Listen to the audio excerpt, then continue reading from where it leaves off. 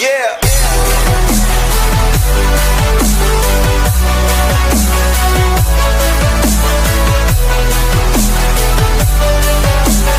Hey, what's going on, people? This is Speederman here once again with another film review. And this time I'm talking about a movie called Darlin. Not to be confused with another film that I reviewed a while back on this channel called Darlin with a G at the end. Came out in 2015. But this film, I had seen the trailer and I was like, okay, there's something familiar about this film. And sure enough, there is.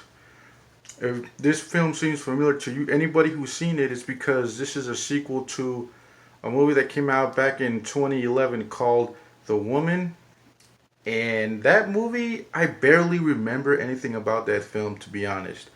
Uh, I do remember it was about this woman, this savage woman, this feral woman who didn't talk, looked all dirty, and this family picked her up and started abusing her, and they locked her up in this like barn or whatever, this shed, and they were just hella like messed up to her. So yeah, this is a sequel that I didn't know was being made. Never knew anything about it, but apparently some people were waiting for this. Well, let's talk about Darlin. So I watched it. The first time I watched it, I did watch it the second time, but the first time, it was kind of hard to follow the story. But I will tell you a little bit without spoiling, anything. Just the whole setup. So this movie starts off with the woman, of course. You see the woman, and then there's a kind of a younger version of her. We just call her Little Darling. So Little Darling seen with the woman, and the woman is trying to guide her to this hospital. But on the way to the hospital, she suffers an accident, and she's taken into the hospital. And we learn that the hospital is run by this church, Catholic church. So they take her in, they help her out, like, what are you doing here? Like, what's wrong with you, and they fix her up, turn into this civilized person, and before you know it, she makes friends. She's a totally, completely changed person. She can talk, she can act like a normal human being. And yes, we also find out that, of course, there's I'm going to say a corrupted bishop. This church is not what it seems. And yeah, there's some pretty dark stuff here, man.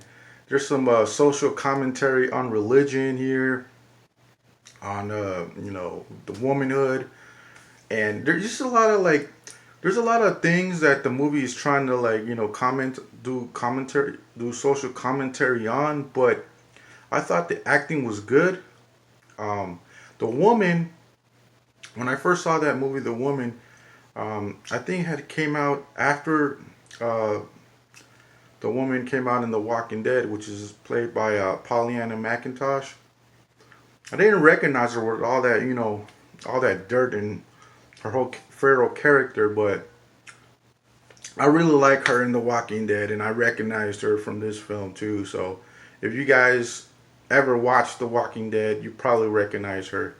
And Tony Cooper Andrews is also in this film. He's also from The Walking Dead, which was kind of surprising to see. But a lot of people from The Walking Dead are actually doing their own films. They're branching out, which is really cool. But yes, anyways, back to the film. So the film, it takes, the main problem I have with the film is that the pacing, it takes too long. I mean, this movie could have been like 20 minutes shorter, because I think the story was good, the acting was good, but I think the effects could have been like, there were good effects, but I think they could have done more with the effects on this.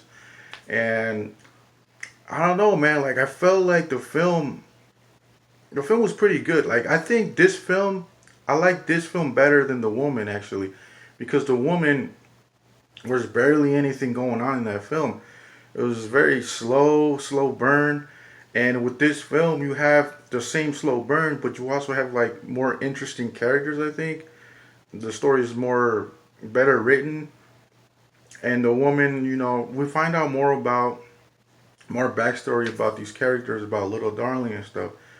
Which, by the way, without spoiling anything, harbors this dark secret. But all in all, though, even though I wasn't expecting this to see this movie, or I wasn't even waiting on it, I'm still glad I saw it. It's not like one of the best films, but I will say for a sequel, because from what I learned, this is actually like part three. It's not really like part two of the. Because there's also another film called The Offspring, and then it's The Woman. The Woman is actually a sequel to The Offspring, so Darling is considered to be part three, and I haven't even seen Offspring. I didn't even know there was a film called Offspring, but apparently they're somehow connected to this fucking shit. But yeah, guys, at the end of the day, do I recommend Darling? Yes, I recommend it. I don't think you have to watch The Woman to actually get the story here, even though it's sort of like a continuation. But I don't think you actually need to watch them all three films back to back. But I can't really say because I haven't seen the first film. Might help, but as a standalone film, yeah, this film is pretty good. I thought it was entertaining. It just has a couple, you know, issues with it. Like I said, the pacing. Should have spent more money on the film, more of a budget, but I thought it was pretty good. You know, I thought it was better than average actually. I would recommend it to you guys. So at the end of the day, I give this film a 7 out of 10. And yeah, if you guys want to watch it, stream it, Blu-ray, DVD, all that good stuff. All right, guys. Well, anyways, guys, it's fucking cold here in fucking Vegas. It's freezing right now.